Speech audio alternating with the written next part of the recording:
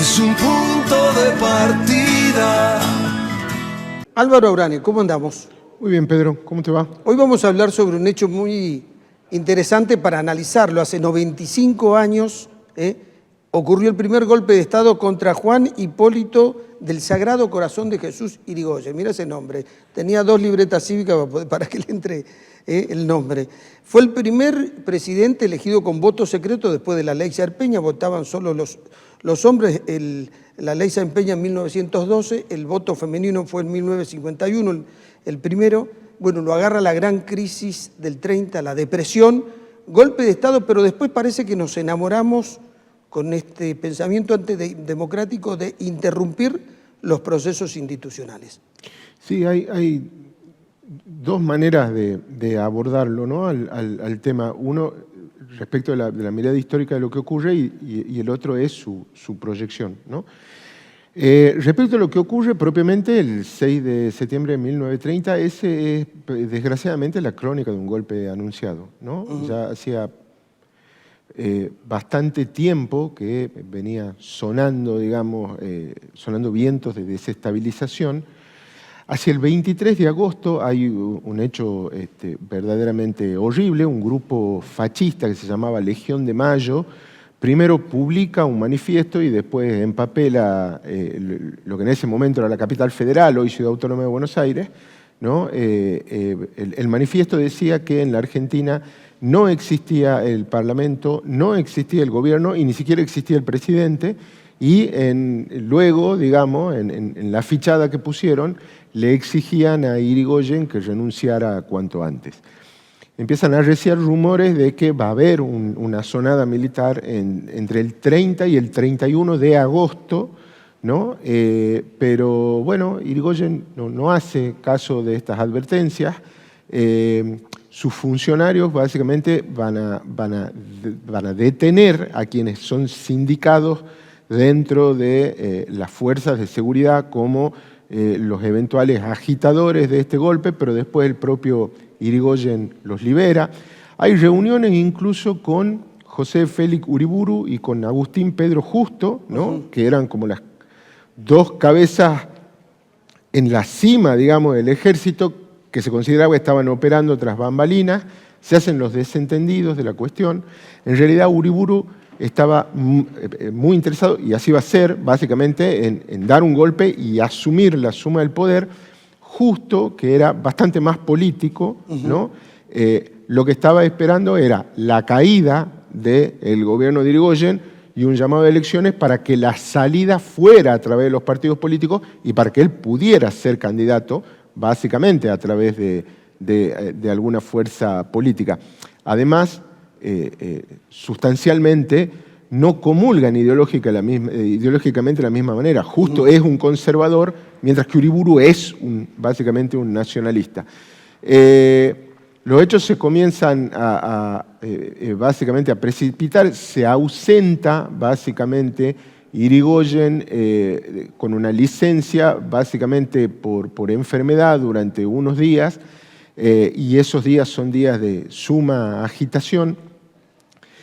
Sus colaboradores más cercanos le van a pedir que, no necesariamente que renuncie, pero sí que, dada su convalecencia, comenzara una suerte de transición ordenada y él delegara, al menos interinamente, el ejercicio del Ejecutivo en su vicepresidente.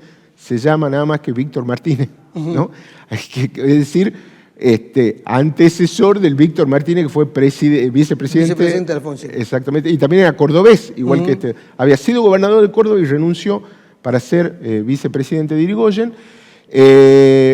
Y cuando ocurre esto, ¿no? Estando enfermo Irigoyen, él delega, digamos, transitoriamente la presidencia en Víctor Martínez. Vos sabés que cesa mucho del clamor del golpista. Muchos oficiales desisten de sumarse a un golpe de Estado porque, bueno, la idea era que Irigoyen deje de estar en el gobierno y efectivamente así estaba ocurriendo. Pero bueno, sin embargo, a precipitar los hechos Uriburu, va a haber una marcha de básicamente la escuela de cadetes y unos 1.500 efectivos de guarniciones ciertamente menores, ellos van a llegar a la Casa Rosada, la marcha va a pasar por el Congreso de la Nación, y cuando lleguen a la Casa Rosada, la verdad es que Víctor Martínez está más convencido que tiene que renunciar que las fuerzas leales, básicamente, del propio Irigoyen, y esto finalmente precipita la caída de Irigoyen. Uriburu va a asumir el 10 de septiembre en un gobierno trágicamente reconocido por la Corte Suprema de Justicia de la Nación. Este es un costado, digamos, verdaderamente muy canalla de parte de la institucionalidad argentina. Ese es un dato central, ¿no?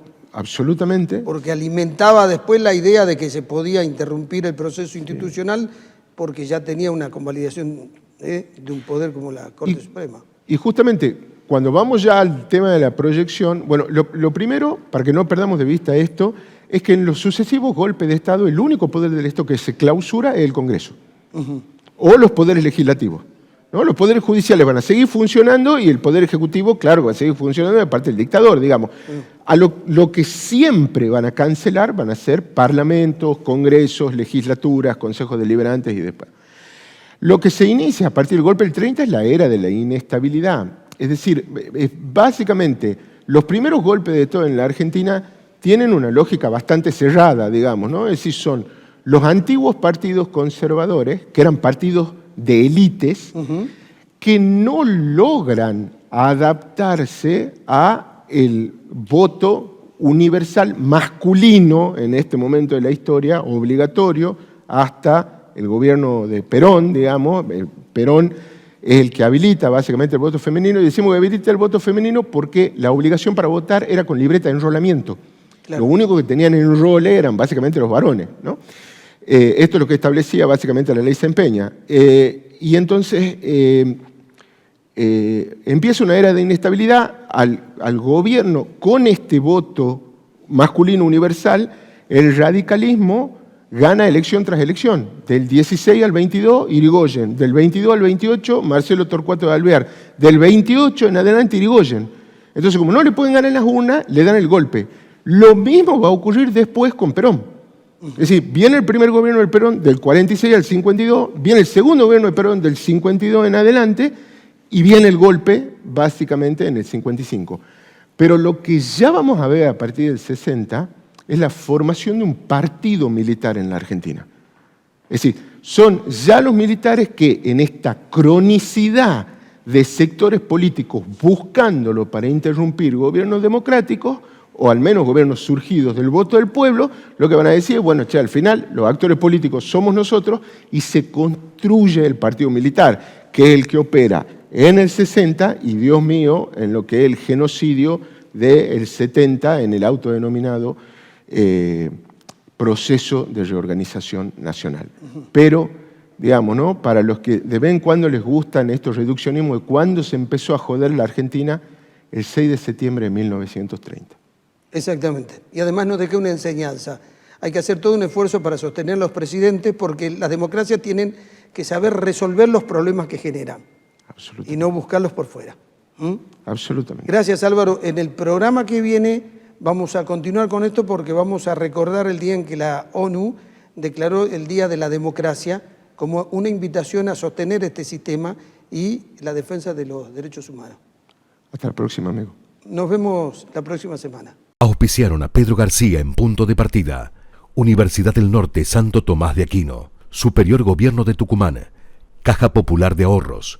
EDET Sociedad Anónima. Municipalidad de San Miguel de Tucumán. Personal. Porque cada